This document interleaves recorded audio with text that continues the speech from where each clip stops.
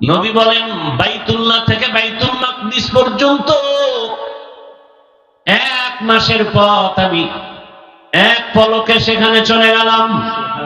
বরাকের 1 কদম লাগলো, কিন্তু এর মাঝখানে অনেক সময় আমি প্রথম গিয়া মদিনায় নামলাম, সেখানেও নামাজ পড়লাম। মসজিদ থেকেই মেরাজের সূচনা। এজন্যই তো মুমিনরা আরশেও যাইতে পারবা না, তুর পাহাড়েও যেতে পারবা না, জিবরাইলও আসবে না। এ কারণে তোমার মেরাজ হবে মসজিদের মধ্যে নামাজের দ্বারা। মেরাজ চলতেছে কার সাথে সম্পর্ক? নামাজে মেরাজ কার সাথে সম্পর্ক? এ কারণে কথা বলা যাবে না, সালাম দিলে জবাব দেয়া যাবে না, নজর ডান বাম করা যাবে না। কারণ কি চলতেছে? মেরাজ। রবের সাথে কথা চলতেছে। আলহামদুলিল্লাহ, আল্লাহ কায় লিমানিল হাম। কার প্রশংসা করলা? বান্দা বলে লিল্লাহ, আল্লাহ বলেন মানিল্লাহ। কথা চলতেছে রবের সাথে মেরাজ। এখন খানা বন্ধ, কথা বন্ধ, নজর ডান বাম করা যাবে না। সালাম ফিরাইছো, মেরাজ শেষ, এবার জনমের মতো খাও, কথা বল। রহমতের নবী মসজিদ থেকে শুরু করলেন, বাইতুল মাকদিসে চলে গেলেন। রাতের বেলা কেন বলে বন্ধুর সাথে বন্ধুর মেরাজ আর আলাপ আলোচনা রাতে অন্ধকারে ভালো মজা হয়। এই যুবকরা প্রেমিক প্রেমিকার আলাপ সারা রাত আকাম করো না মোবাইলে। চোখের জেনা, হাতের জেনা, জবানের জেনা, অন্তরের জেনা। দিনে তো ব্যস্ত অফিস আদালত, রাতে একটু ফ্রি টাইম মোবাইলের হকটা না আদায় করে, তখন সারা রাত আকাম চলে। চেহারাটা কুকুরের মতো হয়ে যাইতো, শুধু মুহাম্মদের উম্মত হওয়ার কারণে আল্লাহ করেন। আল্লাহ হেদায়েত দান করেন। জিবরাইল আমিন সহ চলে গেলেন। মদিনার থেকে আবার নবীকে নিয়ে যাওয়া হলো। যাওয়ার পথে দেখেন তুর পাহাড়, মুসা নবীর কবর দেখানো হলো। নবী বলেন আমি তাকাইয়া দেখি মুসা নবী নামাজ আদায় করে কবরের ভেতরে, রওজার ভেতরে। কি আদায় করে? কবর আর কত বড়, এখানে আবার নামাজের আদায় করে। এটা সিস্টেম কি আর করে কেন? বহু কথা বলবো না, সময় নেই। আপনাদেরও ধৈর্য নাই, আমারও সেই মানসিক অবস্থা নেই।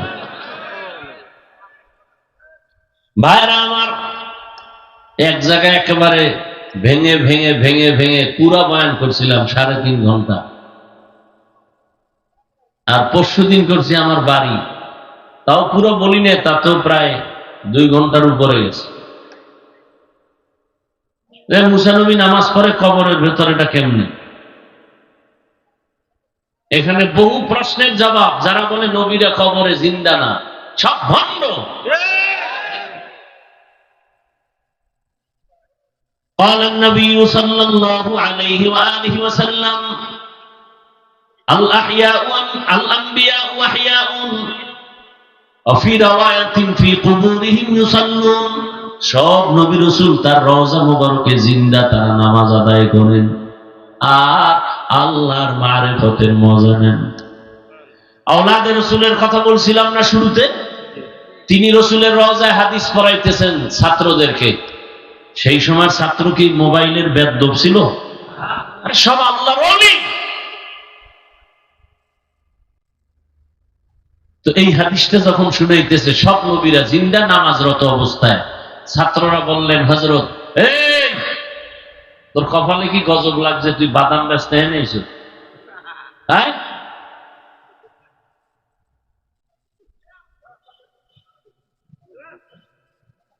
এটা খাওয়ার প্যান্ডেল। এই বলনেওয়ালাও থাকবে না, আমি মরে গেলে আর কে বলবে? এরকম বলনেওয়ালার সংখ্যা কম, মরে গেলে আস্তে আস্তে এরা থাকবে না। তারা নারে বন্ধুরে কইয়া সব চলবে। দিন যত আসবে তত তাকওয়ার মান কমতে থাকবে, ঈমান দুর্বল হতে থাকবে। এই যে আমি মোবাইল নিয়ে যেই পরিমাণ সাইজ করতেছি, সবাই করে।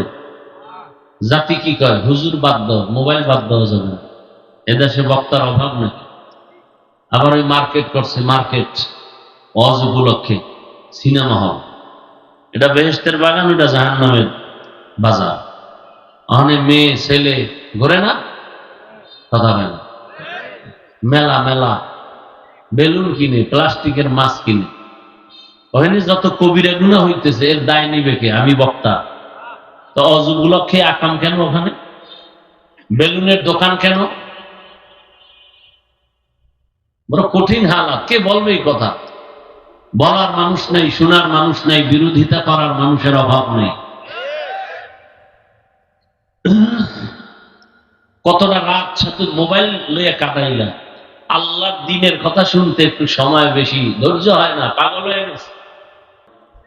রজব একটা মাস আসেনি, মহররম আসেনি। এই যে মহররম আর রজবের সম্মানটা অনেক অন্য মাসের থেকে দামি, এই সিদ্ধান্ত আল্লাহ কবে নিছেন? আসমান জমিন সৃষ্টির দিন। লেখা আছে কোথায়? লৌহে মাহফুজে।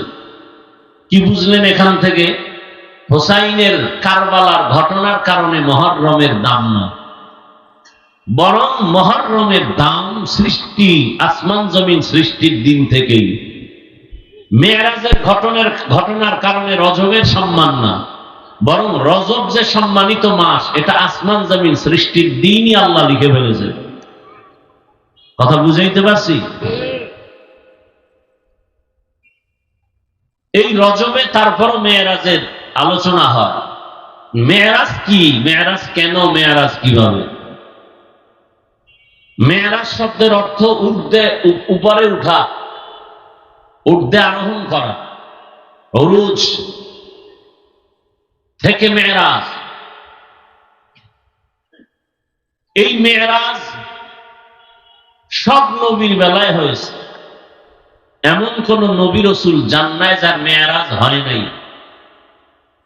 এই মেরাজ দুই প্রকার, জাহিরি আর বাতিনি। উপরে ওঠা। এই উপরে ওঠা মানে কি? এখানেও বুঝতে হবে। আল্লাহর মহব্বতের বন্ধনে উপরে আগায় যাওয়া, মর্যাদার সাথে আল্লাহর মহব্বতের বন্ধনে উপরে উঠা। কিসের সাথে? ইজ্জতের সাথে, সম্মানের সাথে। এটা দুই ভাবে হয়, একটা জাহিরি আর একটা বাতিনি। আমি সিঁড়ি বেয়ে এখানে উঠছি, আমি উপরে আছি না নাই? আপনারা কই? নিচে। আমি সিঁড়ি বেয়ে উপরে উঠছি, এটাও একটা উপরে ওঠা। আর মর্যাদার সাথে উঠা এক না। আমি এখানে বসছি মর্যাদার সাথে, এটা সম্মানের সাথে আল্লাহ পাক আমাকে উঠাইছেন আল্লাহর মহব্বতের বন্ধনে, না দুনিয়ার লাইনে। খুব খেয়াল করেন, বুঝাবার স্বার্থে বলছি। জাহিরি উপরে ওঠা, ডাইরেক্ট আল্লাহর মহব্বতের মর্যাদায় আল্লাহ উপরে নিয়ে নেন। আর একটা হলো বাতিনি। বাতিনিটা কেমন? একই স্টেজে আমরা উলামায়ে কেরাম 10 জন বসা, এর মধ্যে কারো মর্যাদা একটু এক লেভেলে, আর একটা আরো দামি লেভেল। বাইতুল মুকাররমের খতিব সাহেব আসলে আমাদের তুলনায় তার মর্যাদা কম না বেশি? কিন্তু একই স্টেজে বসা, এক সমানে এক দস্তারখানে খাই, কিন্তু মর্যাদা উপরে কার? খতিব সাহেবের। এটা বাতিনি। একই দস্তারখানে ওমর বসা, আবু বকর বসা, আলী বসা, উসমান বসা, রাসূল বসা, একসাথে। মর্যাদায় কে আগানো? রাসূল। এটাও উপরে উঠা। আর একটা হলো জাহিরি। আল্লাহ পাক ইজ্জত দেওয়ার জন্য আমার রাসূলকে জমিন থেকে কোথায় নিছেন? আরশে আজিম। এটা উরুজ। মেরাজ। মেরাজটা হয়েছিল, আপনাদের তো এই ঘটনাগুলো জানা, আমি শুধু কয়েকটা পয়েন্ট বলবো, শিক্ষণীয় বিষয়। রাতের বেলা। কখন হয়েছিল? রাতের বেলা, তাও সামান্য সময়। প্রশ্ন, মেরাজটা রাতের বেলা হলো কেন? দিনে কেন হলো? মেরাজটা শুরু হয়েছিল বাইতুল্লাহ থেকে, বাইতুল মাকদিস, সেখান থেকে শুরু। কেন মক্কা থেকে ডাইরেক্ট আল্লাহ নিতে পারতেন না আরশে? কথা বলেন না কেন? পারতেন। আল্লাহ বাইতুল মুকাদ্দাস টাচ করায় নিলেন কেন? প্রশ্ন আছে না নেই? এরপরে এখন ১৫০০ বছর পরে বহু নাস্তিকরা রসুলের মেয়েরাজকে এটা স্বপ্ন যোগে বলে, সরাসরি রসুল আরশে আজিমে গেছেন এটা মানতে পারে না। বহু নাস্তিক এখনো আছে। তাদের প্রশ্ন কি, কেমনে সম্ভব? প্রশ্ন কি, কেমনে সম্ভব? আল্লাহ তার জবাব দিছেন, সুবহান, তোমার সব ত্রুটিযুক্ত প্রশ্ন থেকে আমার রব পাক, আমার রব পবিত্র। তুমি যেটা বলো অসম্ভব, সুবহানের দ্বারা সেটা সম্ভব। দুনিয়াওয়ালারা যেটা বলে হবে না, সুবহান বলেন আমার দ্বারা সেটা হবে। তোমার হবে না থেকে আমি পাক, সম্ভব কিভাবে সে থেকে আমি পাক, আমি পারি। আল্লাহ পারেন না? মূসা আলাইহিস সালাম, ঈসা নবী, জমিন থেকে আমার আল্লাহ আসমানে নিছেন না নেন নাই? কথা বলেন না। তো ঈসা নবীরে যদি জমিন থেকে দ্বিতীয় আসমানে নিতে পারেন, আমার রসুলকে নেওয়াটা কোনো ব্যাপার? এর জুতা পেটা করা দরকার। আল্লাহ হেদায়েত দান করেন। ইউনুস নবীরে মাছের পেটে ঢুকাইয়া আবার সুন্দরভাবে বের করে জায়গায় পৌঁছায় দিছেন। আল্লাহ ওটা পারলে এটা পারবেন না কেন? আল্লাহ বলেন, সুবহান, আমার দ্বারা সব সম্ভব। তোমার অসম্ভবের কথা থেকে আমি সুবহান, আমি পবিত্র। রহমতের নবীর মেয়েরাজ, অন্য নবীর মেয়েরাজ, ব্যবধান আছে না নেই? মূসা নবীর মেয়েরাজ হয়েছে, ঈসা নবীর মেয়েরাজ হয়েছে, ইব্রাহিম নবীর মেয়েরাজ। মেয়েরাজের মাকসাদ হলো আল্লাহর মুহাব্বতের বন্ধনে মর্যাদার সাথে আগায় নেওয়া, উপরে নেওয়া। এটা মনে রাখবেন, নাহলে কথা পেছ লাগবে। মেয়েরাজ মানে কি? উপরে যাওয়া। কিসের সাথে? মর্যাদার সাথে। উপরে যাব কই? রবের মুহাব্বতের বন্ধনে আগাবো। কথা বুঝেননি? আইয়ুব আলাইহিস সালামের মেয়েরাজ, ইউনুস নবীর মেয়েরাজ, আর আমার রহমতের নবীর মেয়েরাজ। সব নবী রাসূলদের মেয়েরাজ হয়েছে জমিনে, আর আপনার আমার রাসূলের মেয়েরাজ হয়েছে আরশে আজিমে। আর আস্তে করে বললেন। মূসা নবীর মেয়েরাজ তুর পাহাড়ে। কোথায়? ঈসা নবীর মেয়েরাজ মায়ের কোলে। ইব্রাহিম নবীর মেয়েরাজ আগুনের মধ্যে।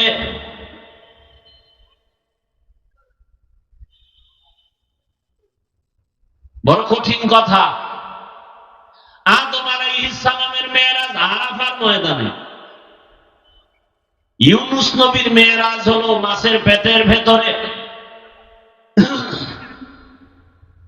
মূলত আল্লাহ মুহাব্বতের বন্ধনে বান্দাকে উপরে উঠায় নেন মর্যাদার লাইনে। আগুনের মধ্যে ফালাইয়া ইব্রাহিমের সাথে আমার মাওলা মুহাব্বতের আলাপ চলতেছে, মেরাজ। আর আপনার আমার রহমতের নবীর মেরাজের জন্য আল্লাহ পাক দাওয়াত দিয়ে আরশে আজিমে নিয়া কাছে বসাইয়া মুহাব্বতের আলোচনা করেছেন। এই মেরাজের সফরে নবীকে ইমামুল মুরসালিন বানায় দিলেন। মর্যাদা খালি বাড়তেছে। ভালো করে বোঝার চেষ্টা করেন। সমস্ত নবীদের মেরাজ হলো ইমতিহান,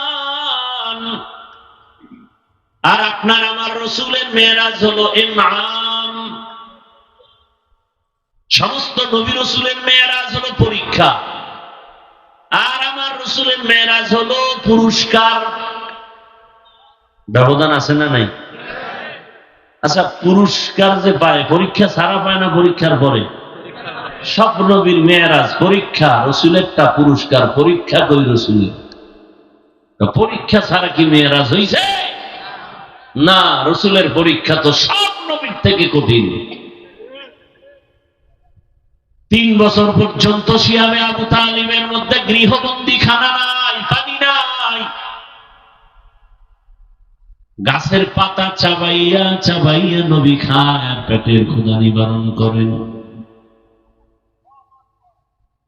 নবীর কঠিন সময়, কলিজার টুকরা আম্মা জান খাদিজা রাদিয়াল্লাহু আনহার বিদায়, আর এক বিপদ, এত কঠিন পরীক্ষা, তায়েফের ময়দানের কষ্ট, উহুদের ময়দানের কষ্ট। দুনিয়াতে আসতে গিয়া বাবা পাইলেন না, আগেই নাই, বাবা নাই। 6 বছর বয়সে রাসূল মা হারায় ফেললেন, 8 বছরে দাদাও নাই। কঠিন এক মুহূর্তে মা খাদিজাও গেলেন, চাচা আবু তালিবও চলে গেলেন। কঠিন থেকে কঠিন পরীক্ষায় নবী পড়ে আছেন। বারবার নবীর বাড়ির চারদিকে গ্রাম করে দুশমন নবীকে জবাই করবে। দান দান শহীদ নবীর কঠিন পরীক্ষা।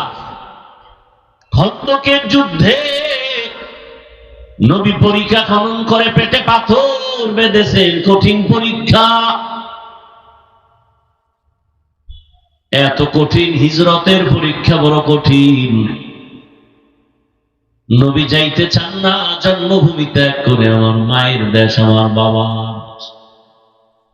বিদায় বেলা বাইতুল্লাহর দিকে তাকায় কয়, বাইতুল্লাহ, মনে চায় না আমি এখান থেকে চলে যাই, কিন্তু আমার কওমের লোকেরা, আপন বংশের লোকেরা থাকতে দিল না। চোখের পানি ছেড়ে বলে, রে বাইতুল্লাহ, সাক্ষী থাক, আজ আমি চোখের পানি ছেড়ে যাই, এমন একটা দিন আসবে আমি হেসে হেসে বিজয়ের মালা নিয়ে এখানে দাঁড়াও। রহমতের নবী বের হইয়া মদিনার পথে আগাচ্ছেন। আবু বকরের ঘরের দরজায় গিয়া ডাক দিবেন, এর মাঝে যতবার কদম দেয়, 2 কদম দেয়, আবার পিছনে বাইতুল্লাহর দিকে তাকায়, একটু যায় আবার তাকায় আর কাঁদে। রহমতের নবীর মন চায় না জন্মভূমি ত্যাগ করে চলে যাবে। রাতের আধারে সালাম দিলেন, ঘরের ভেতর থেকে আবু বকরের আওয়াজ, লাব্বাইক ওয়া সা'দাইক ইয়া রাসূলুল্লাহ। নবী হালকা আওয়াজ দিয়েছেন, আবু বকর আপনি কি ঘুমান নাই? বলে, না ইয়া রাসূলুল্লাহ, আপনি বহু আগে আমার কানে আওয়াজ দিছিলেন, হিজরতের সাথী হতে হতে হতে পারি। আল্লাহর জাতের কসম, আমি যত ব্যস্ত থাকি, রাতের বেলা অপেক্ষায় বসে থাকি, রহমতের নবী কখন এসে আমারে ডাক দিবেন, ঘুমালে হবে না। নবী আশ্চর্য হয়ে গেলেন, এমন ত্যাগ কি মানুষের জন্য করতে পারে? আবু বকর কাঁদেন আর বলেন, রহমতের নবী, আমার ছোট মেয়ে আসমাও ঘুমায় না, প্রতিদিন নাস্তা বানায় রেডি থাকে, মদিনার সফর বড় লম্বা, নাস্তা দিয়ে দিবে। এমনকি যে সফরের উট রেখেছি, উটও ঘুমায় না, সারা রাত সজাগ থাকে, কখন জানি সফর শুরু হয়ে যায়। এত পরীক্ষা। এমন একজন লেকচারার নাই, লেখক নাই, এমন একজন ওয়াইজ নাই যে রাসূলের করুণ কাহিনী বলে না, লেখক লিখে না, কিন্তু কিয়ামত পর্যন্ত লেখা চলবে, কলম শেষ হবে। রহমতের নবীর প্রশংসা আর কষ্টের জীবনী বলে শেষ হবে না। আল্লাহ কয়, এত কষ্ট নবী করলেন, পুরস্কারটা আমি আরশে আজিমে নিয়ে দিব, আসেন। ও হুকুম জিবরাইল কো ইউশিতা बुराक जन्नत से कर इंतखाब सजा उसको ज़वर से तू ताबा पा फिर उसको तू काबा में ले कर के जा। জিবরাইল আমিনকে আল্লাহ অর্ডার করে দিলেন, জান্নাত থেকে একটা বাহন নিয়ে যাও, বুরাক, রহমতের নবীরে আমার দাওয়াতের সালাম দিয়া নিয়ে আসো। জিবরাইল জান্নাত থেকে একটা সজ্জিত বুরাক নিয়ে রহমতের নবীকে দাওয়াত দিতে রওনা। রাতের গভীর বাইতুল্লাহর পাশে গিয়া বোরাকটারে বেঁধে এরপরে রসুলের ঘরে গেলেন ডাকার জন্য। নবী ঘুমান্ত অবস্থায় আছেন কোথায়? কেউ বলেন শিয়াবে আবু তালিবের মাঝে নবী ঘুমাচ্ছেন, কেউ বলেন চাচাতো বোন উম্মে হানির ঘরে ঘুমাচ্ছেন, কেউ বলেন হাতিমে কাবায় নবী ঘুমাচ্ছিলেন। তিনটা বর্ণনাই বিশুদ্ধ। এর সামঞ্জস্যতা কি?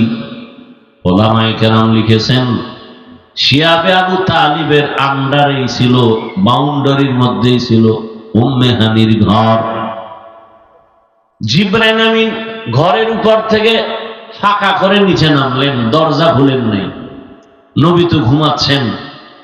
জিবরাইল আমিনের নূরের 600 পাখা এক পাশে চেপে রসুলের মাথায় টাচ করেন নাই, রসুলের পা মুবারকের নিচে গিয়ে একটু হালকা ভাবে পাখা লাগালেন। রহমতের নবী সোজা হয়ে গেলেন। তাকায় দেখে জিবরাইল, দরজা লক করা, উপর থেকে খালি আসমান দেখা যায়। জিবরাইল, ভাই এমন কেন করলা? উল্টা পথে কেন দরজা বাদ দিয়ে? আবার আজকের টোটাল ব্যবহারটাই হবে উল্টা, টোটাল ব্যবহার উল্টা হবে। ঘুমের মানুষকে সজাগ করার আদব শিখায় দিলেন জিবরাইল। এ কারণে রহমতের নবী বলেন আদ্দামানি রব্বি ফাআহসানা তাদিবি ওয়া আল্লামানি রব্বি ফাআহসানা তালিমি।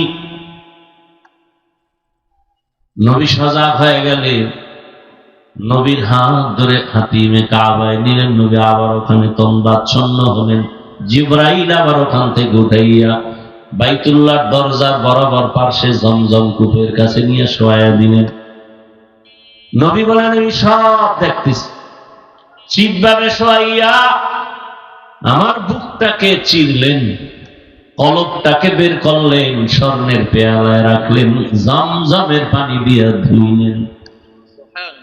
এরপরে আবার ভেতরে রাখলেন, চাপ দিলেন, সমান হয়ে গেল। আমি তাকায় দেখতেছি আমার ডান পার্শ্বে 70,000 রহমতের ফেরেশতা দাঁড়ানো, বাম পার্শ্বে 70,000 ফেরেশতা দাঁড়ানো, সামনে 70,000 রহমতের ফেরেশতা, পেছনে 70,000 রহমতের ফেরেশতা। মিকাইল আলাইহিস সালাম দাঁড়ানো। আমার কলব বের করলো, কুদরতের অপারেশন করলো এরকম 4 বার। সেলাই লাগে নাই, রক্ত যায় নাই, ব্যথাও পাই নাই। এটাকে বলে বর্তমান আধুনিক বিশ্বে ওপেন হার্ট সার্জারি। বাহাদুরি করে আমি ওপেন হার্ট সার্জারি করে সাকসেস। তোমার 1000 বছর আগে আমার আল্লাহ সাকসেস। ওপেন হার্ট সার্জারি হয়েছে রসুলের 4 বার। সেলাই নাই, রক্ত নাই, ব্যথা নাই, কুদরতের অপারেশন। কে জানি আবার ঘুমের মধ্যে স্বপ্ন দেখছে রসুলের কোন এরকম কি বলে শক্কে সদর হয় নাই, বড় কঠিন হালাত। এগুলো নাকি মিথ্যা কথা, কোরআনের আয়াত মিথ্যা কথা। আল্লাহ হেদায়েত দান করুন। আপনাদের একটু খারাপ খারাপ লাগতেছে মনে হয় না? টের পাইলে আমি মোনাজাত দিব, আপনাদের টেনশন করার কিছু নেই।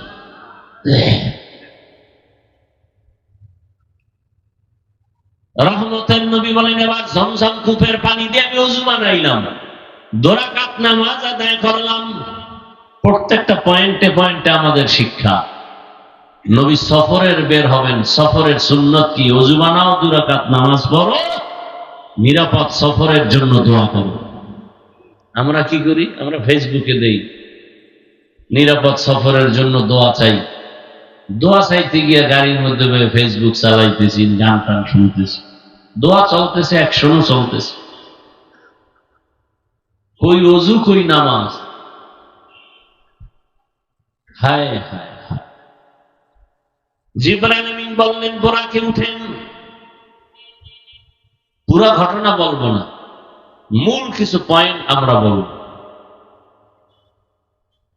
নবী বলেন বোরাকে উঠতে চাই, বোরা কেমন যেন বাহানা করে।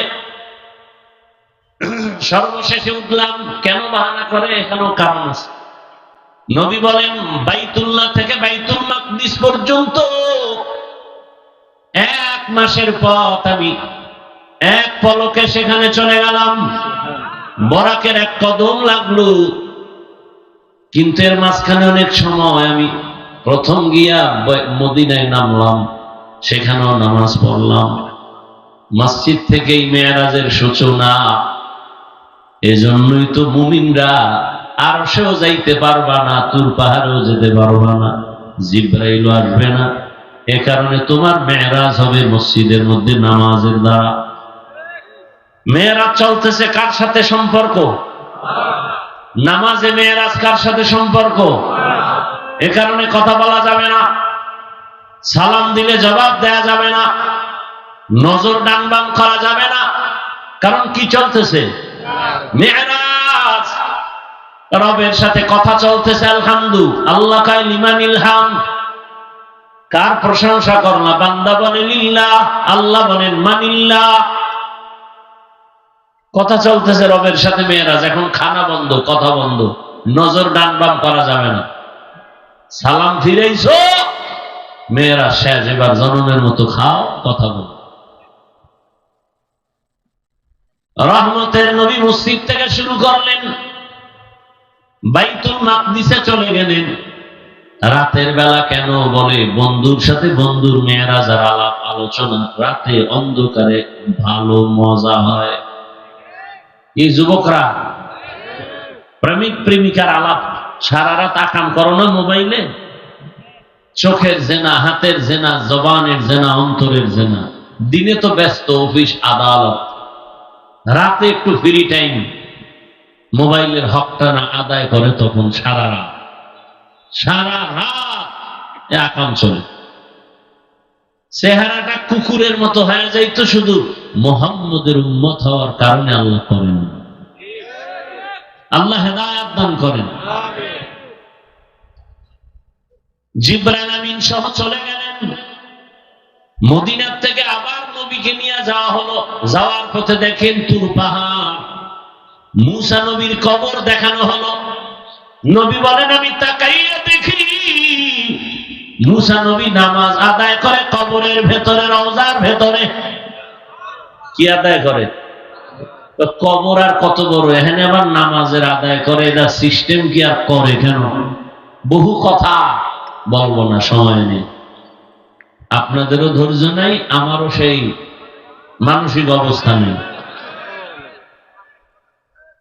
ভাইরা আমার, এক জায়গায় একেবারে ভেঙে ভেঙে ভেঙে ভেঙে পুরা বয়ান করছিলাম 3.5 ঘন্টা। আর পরশুদিন করছি আমার বাড়ি, তাও পুরো বলি না, তাতেও প্রায় 2 ঘন্টার উপরে গেছে।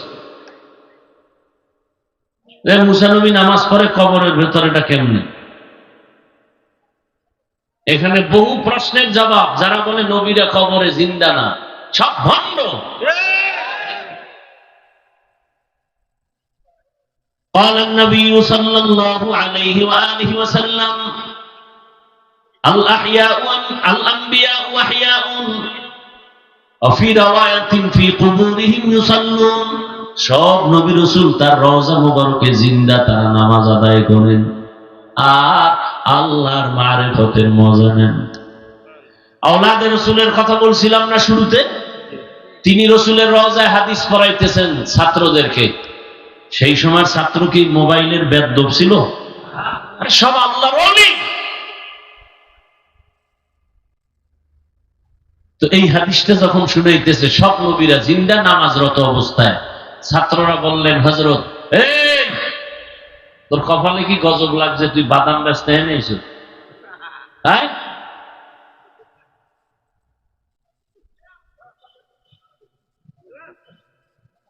এটা খাওয়ার প্যান্ডেল। এই বলনেওয়ালাও থাকবে না। আমি মরে গেলে আর কে বলবে? এরকম বলনেওয়ালার সংখ্যা কম, মরে গেলে আস্তে আস্তে এরা থাকবে না। তারা নারে বন্ধুরে কইয়া সব চলবে। দিন যত আসবে তত তাকওয়ার মান কমতে থাকবে, ঈমান দুর্বল হতে থাকবে। এই যে আমি মোবাইল নিয়ে যেই পরিমাণ সাইজ করতেছি, সবাই করে। জাতি কি কয়, হুজুর বাদ দাও, মোবাইল বাদ দেওয়া যাবে না। এদেশে বক্তার অভাব নেই। আবার ওই মার্কেট করছে, মার্কেট ওয়াজ উপলক্ষে সিনেমা হল। এটা বেহেশতের বাগান, ওটা জাহান্নামের বাজার। অনেক মেয়ে ছেলে ঘুরে না, কথা হয় না। মেলা মেলা বেলুন কিনে, প্লাস্টিকের মাছ কিনে। ওখানে যত কবিরা গুনাহ হইতেছে, এর দায় নিবে কে? আমি বক্তা। তো অজু উপলক্ষে আকাম কেন ওখানে? বেলুনের দোকান কেন? বড় কঠিন হালাত। কে বলবে এই কথা? বলার মানুষ নাই, শোনার মানুষ নাই, বিরোধিতা করার মানুষের অভাব নেই। কতটা রাত সাথে মোবাইল লইয়া কাটাইলা। আল্লাহর দ্বীনের কথা শুনতে একটু সময় বেশি, ধৈর্য হয় না, পাগল হয়ে গেছে।